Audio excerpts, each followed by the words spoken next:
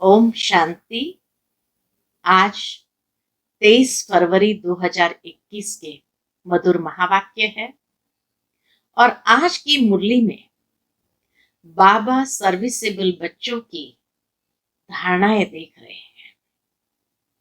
बाबा कहे सर्विसेबल बच्चों में निश्चय होगा, नशा होगा और खुशी में उछलते रहेंगे कि जो ज्ञान धन हमारे पास है वो हम सबसे बांटे। परंतु ऐसे सर्विसेबल बच्चों को बाबा देखते हैं, कहीं देह अभिमान तो नहीं है, अपने से बड़ों का रिगार्ड रखते हैं, उनसे सीखते जाते हैं। तो बाबा कहे ऐसे सर्विसेबल बच्चों को बाबा देखते हैं और साथ ही साथ ये सूक्ष्म इशारा देते हैं, स्वयं के अंदर कोई भी प्रकार की छोटी सी कमजोरी भी है तो उसको निकालने के लिए। सुनते हैं बाबा के मधुर महावाक्य। ओम शांति। मीठे बच्चे, बुद्धि में स्थायी एक बाप की ही याद रहे तो यह भी अहो सौभाग्य है। प्रश्न है, जिन बच्चों को सर्विस का शौक होगा उनकी निशानी क्या होगी? उत्तर है, वह मुख से ज्ञान सुनाने बिगर रह नहीं सकते। वह रूहानी सेवा में अपनी हड्डी हड्डी स्वाहा कर देंगे। उन्हें रूहानी नॉलेज सुनाने में बहुत खुशी होगी, खुशी में ही नाचते रहेंगे। वह अपने से बड़ों का बहुत रिगार्ड रखेंगे, उनसे सीखते रहेंगे।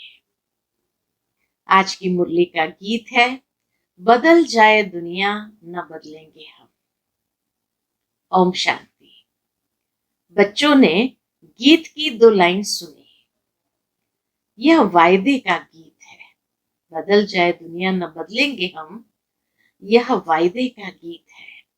जैसे कोई की सगाई होती है तो यह वायदा करते हैं कि स्त्री पुरुष कभी एक दो को छोड़ेंगे नहीं। कोई की आपस में नहीं बनती है तो छोड़ भी देते हैं। आज की दुनिया में तो छोड़ भी देते हैं। यहाँ तुम बच्चे किसके साथ प्रतिज्ञा करते हो? ईश्वर के साथ, जिसके साथ तुम बच्चों की व सजनियों की सगाई हुई है। परंतु ऐसा जो विश्व का मालिक बनाते हैं उनको भी छोड़ देते हैं। बाबा कहे यहाँ भी ऐसे है, ऐसी सजनियां भी है जो इतना ऊंचा विश्व का मालिक बनाने वाले को भी छोड़ देते हैं। यहाँ तुम बच्चे बैठे हो, तुम जानते हो अभी बेहद का बाप दादा आया कि आया। यह अवस्था जो तुम्हारी यहाँ रहती है वह बाहर सेंटर पर तो रह न सके। यहाँ मधुबन में आते हैं तो हर पल बाबा की मुरली सुनने जाना है, बाबा के कमरे में जाना है। तो बाबा कहे यहाँ जो अवस्था रहती है वो सेंटर पर न रह सके। यहाँ तुम समझेंगे बाप दादा आया कि आया। बाहर सेंटर पर समझेंगे बाबा की बजाई हुई मुरली आई कि आई। यहाँ और वहां में बहुत फर्क रहता है, क्योंकि यहाँ बेहद के बाप दादा के सन्मुख तुम बैठे हो, वहां तो सन्मुख नहीं हो। चाहते हैं सन्मुख जाकर मुरली सुने। यहाँ बच्चों की बुद्धि में आया बाबा आया कि आया। जैसे और सत्संग होते हैं वहां वो समझेंगे फलाना स्वामी आएगा। परंतु यह ख्यालात भी सबकी एक रस नहीं होगी। कईयों का बुद्धि योग तो और तरफ भटकता रहता है। कोई को पति याद आएगा, कोई को संबंधी याद आएंगे। बुद्धि योग एक गुरु के साथ भी टिकता नहीं है। कोई बिरला होगा जो स्वामी की याद में बैठा होगा। यहां भी ऐसे है। ऐसे नहीं सब शिव बाबा की याद में रहते हैं। बुद्धि कहाँ न कहाँ दौड़ती रहती है। सूक्ष्म है ना मन बुद्धि, तो बाबा कहे कहाँ न कहाँ भागती रहती है। मित्र संबंधी आदि याद आएंगे। सारा समय एक ही शिव बाबा की याद में रहे, फिर तो अहो सौभाग्य। स्थायी याद में कोई विरला रहते हैं। यहाँ बाप के सन्मुख रहने से तो बहुत खुशी होनी चाहिए। अतीन्द्रिय सुख गोपी वल्लभ के गोप गोपियों से पूछो। यह यहाँ का गाया हुआ है। यहाँ तुम बाप की याद में बैठे हो। जानते हो अभी हम ईश्वर की गोद में हैं, फिर दैवी गोद में होंगे। भल कोई की बुद्धि में सर्विस के ख्यालात भी चलते हैं। इस चित्र में यह करेक्शन करें, यह लिखे। बाबा कहे चलो बाबा की याद नहीं, अगर मित्र संबंधी की भी याद नहीं तो सर्विस के ख्यालात चलते हैं। इस चित्र में यह करेक्शन करे, यह लिखे। परंतु अच्छे बच्चे जो होंगे वह समझेंगे अभी तो बाप से सुनना है और कोई संकल्प आने नहीं देंगे। बाप ज्ञान रत्नों से झोली भरने आए हैं, तो बाप से ही बुद्धि का योग लगाना है। नंबरवार धारणा करने वाले तो होते ही है। कोई अच्छी रीति सुनकर धारण करते हैं, कोई कम धारण करते हैं। बुद्धि योग और तरफ दौड़ता रहेगा तो धारणा नहीं होगी। अगर मुरली सुनते समय भी बुद्धि योग इधर उधर चला जाता है तो बाबा जो देना चाहता है वो धारणा नहीं होती है। कच्चे पड़ जाएंगे, धारणा नहीं होगी तो कच्चे पड़ जाएंगे।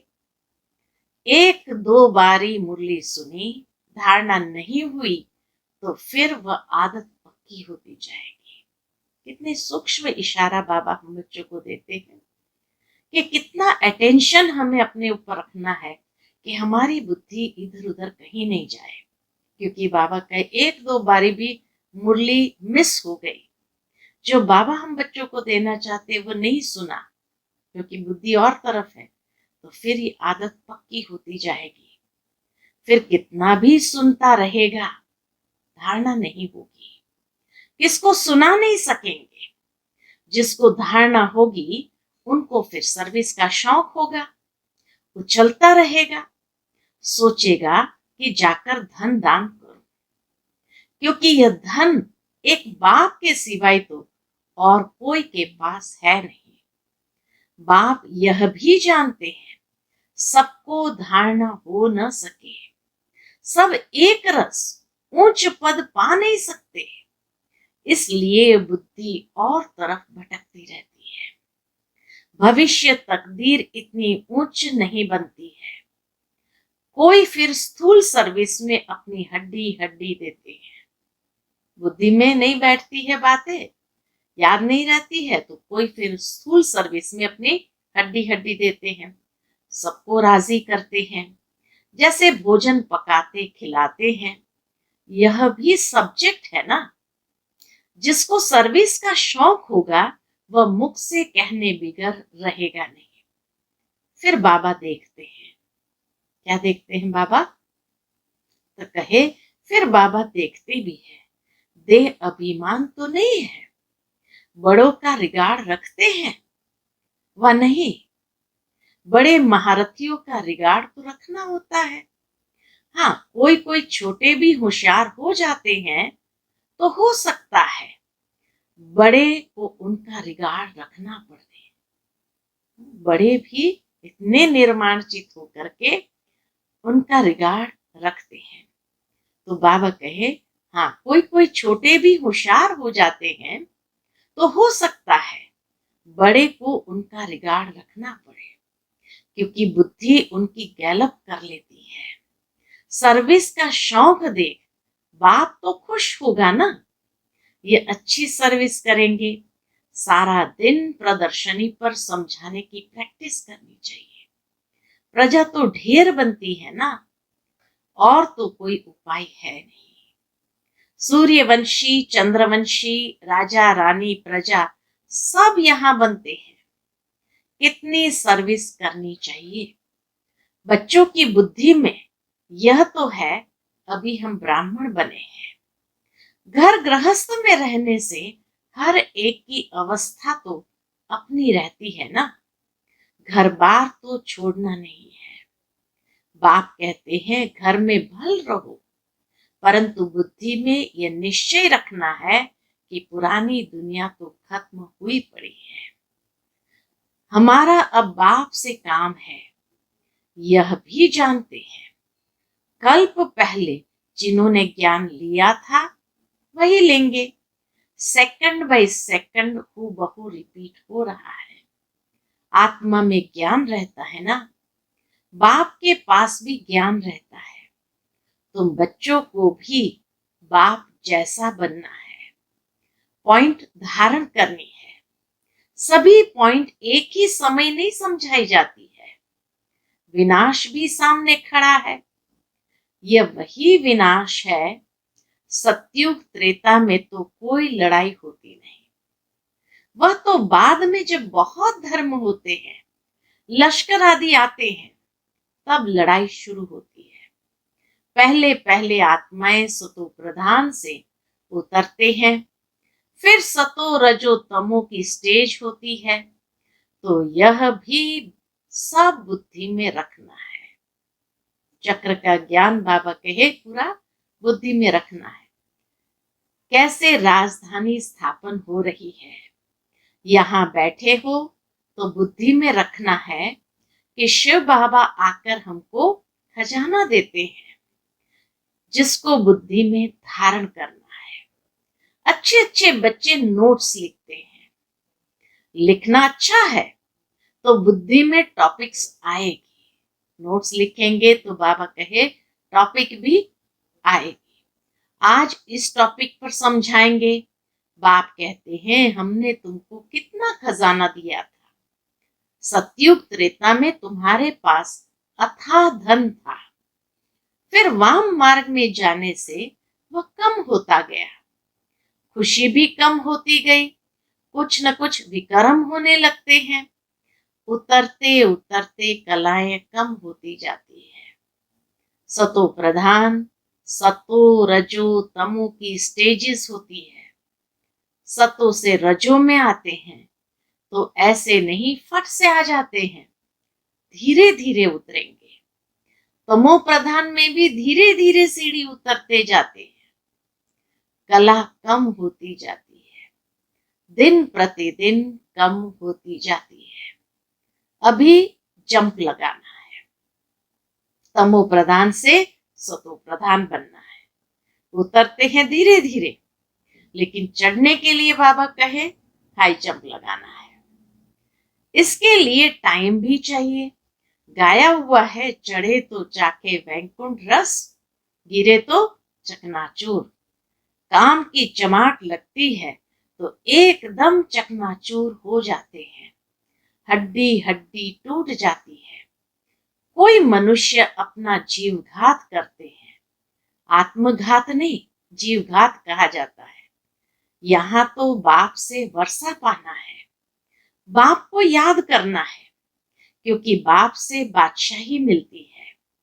अपने से पूछना है, हमने बाप को याद कर भविष्य के लिए कितनी कमाई की, कितने अंधों की लाठी बना।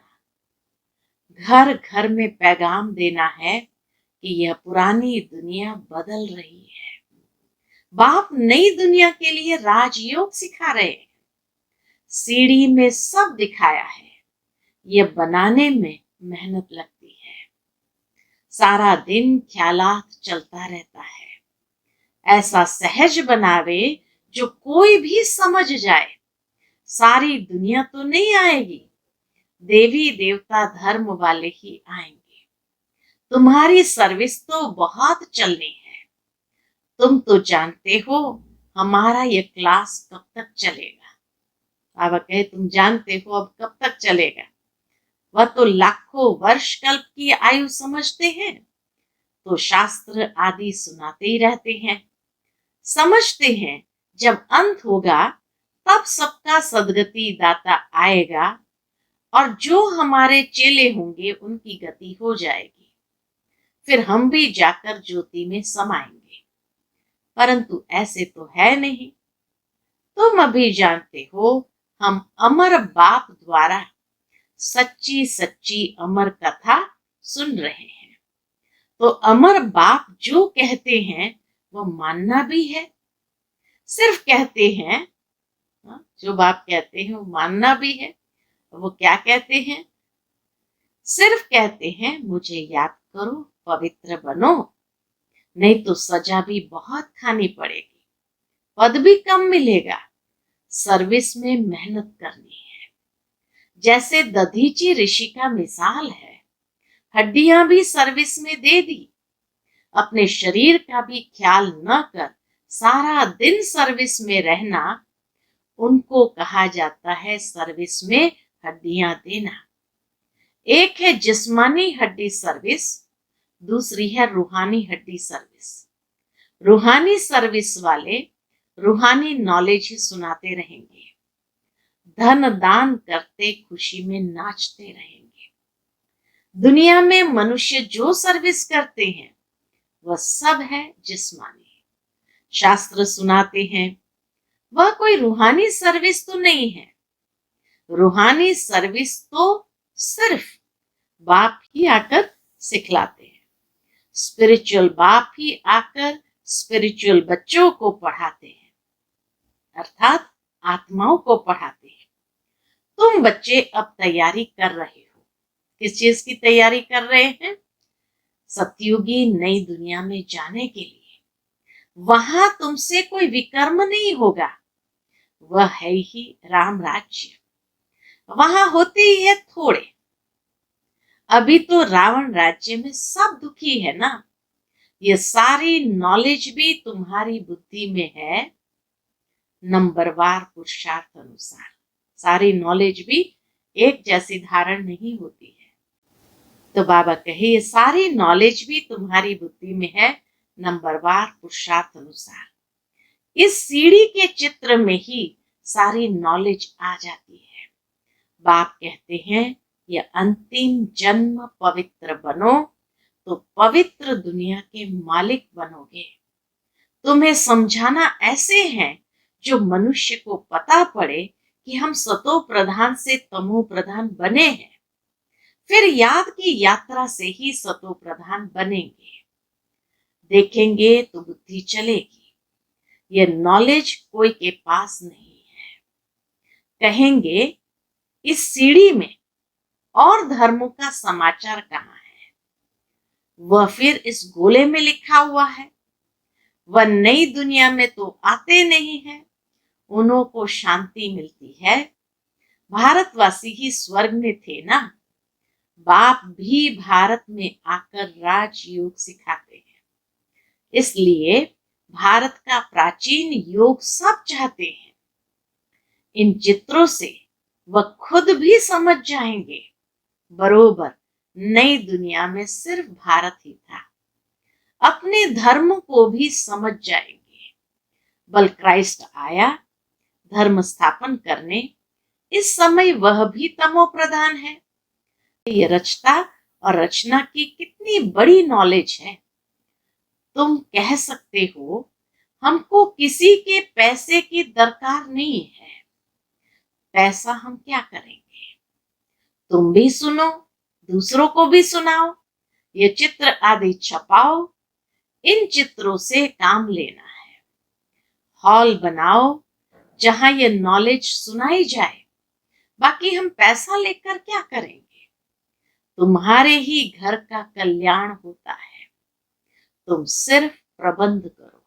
बाबा कहे जो ऐसे बाबा के बच्चे उमंग उत्साह में आते हैं, सर्विस के शौकीन हैं, तो उन्हें बाबा कहते हैं, ये श्रीमत देते हैं कि बच्चे तुम कोई हॉल बनाओ जहां अनेक लोग आकर के प्रदर्शनी देखे और उससे तुम्हारे परिवार वालों का भी कल्याण होगा। बाबा के बच्चों से यज्ञ चलता है। लेकिन जो बच्चे अभी संपूर्ण रीति से धारणा पर नहीं है, उनके लिए बाबा कहते हैं कि वो अगर कुछ दान भी करना चाहे तो उनको कहो, दान करने से बेहतर है तुम खुद हॉल बना करके दो, या ये चित्र बना कर दो, छपवा करके दो। उनके पैसे को सेवा में लगाओ, तो उनका भी कल्याण और उनके परिवार वालों का भी कल्याण होगा। तो इसीलिए बाबा कहे तुम उनको कहो, तुम सिर्फ प्रबंध करो। बहुत आकर कहेंगे रचता और रचना की नॉलेज तो बड़ी अच्छी है, यह तो मनुष्य को ही समझनी है। विलायत वाले ये नॉलेज सुनकर बहुत पसंद करेंगे, बहुत खुश होंगे, समझेंगे हम भी बाप के साथ योग लगाएं तो विकर्म विनाश होंगे। सबको बाप का परिचय देना है, समझ जाएंगे यह नॉलेज तो गॉड के सिवाय कोई दे न सके। कहते हैं खुदा ने बहिष्त स्थापन किया, परंतु वह कैसे आते हैं ये किसको भी पता नहीं है। तुम्हारी बातें सुनकर खुश होंगे, फिर पुरुषार्थ कर योग सीखेंगे। तमो प्रधान से सतो प्रधान बनने के लिए पुरुषार्थ करेंगे। सर्विस के लिए तो बहुत ख्याल करने चाहिए। बाबा कहे सर्विस के लिए तो बहुत ख्याल करने चाहिए।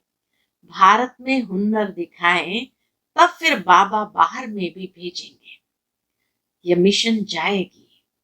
अभी तो टाइम पड़ा है ना। कितने सालों पहले बाबा ने ये भविष्यवाणी किया था, ये मिशन जाएगी।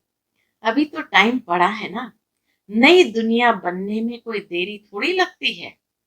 कहाँ भी अर्थक्वेक आदि होती है तो 2-3 वर्ष में एकदम नए मकान आदि बना देते हैं।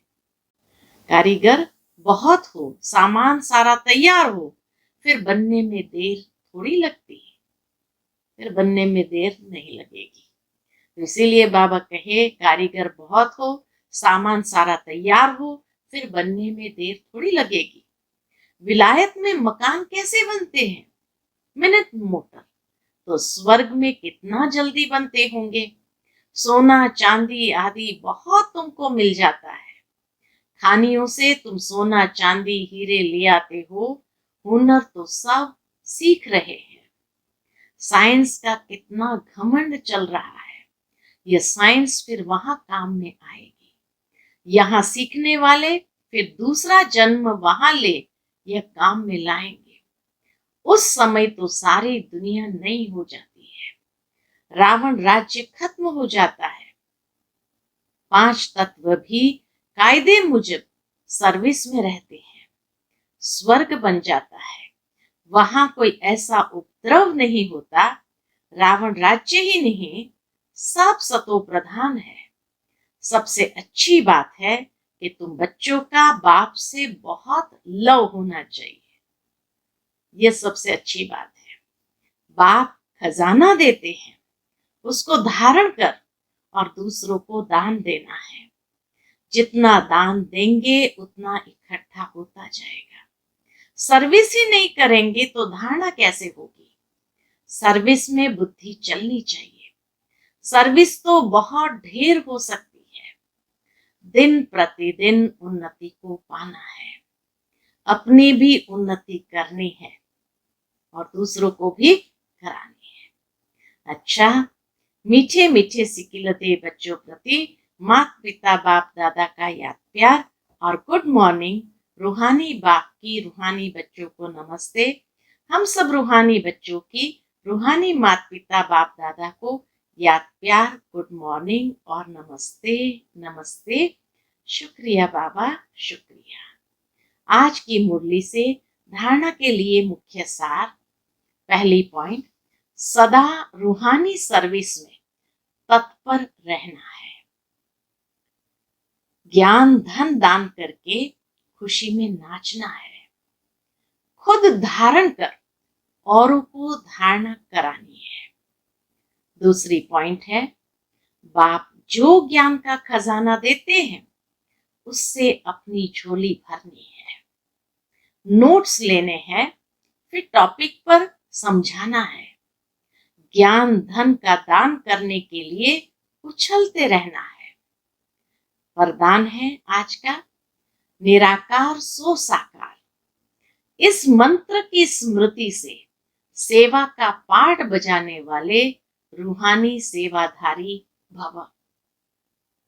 निराकार सो साकार, इस मंत्र की स्मृति से सेवा का पाठ बजाने वाले रूहानी सेवाधारी भव। जैसे बाप निराकार सो साकार बन सेवा का पाठ बजाते हैं, ऐसे बच्चों को भी इस मंत्र का यंत्र स्मृति में रख सेवा का पाठ बजाना है। यह साकार सृष्टि, साकार शरीर स्टेज है। ये साकार सृष्टि, साकार शरीर स्टेज है। स्टेज आधार है, पाठधारी आधार मूर्त है, मालिक है। इस स्मृति से न्यारे बनकर पाठ बजाओ तो सेंस के साथ एसेंसफुल रूहानी सेवाधारी बन जाएंगे। आज का बाबा का मधुर स्लोगन है, साक्षी बन हर खेल को देखने वाले ही साक्षी दृष्टा है। साक्षी बन हर खेल को देखने वाले ही साक्षी दृष्टा है। अच्छा, ओम शांति।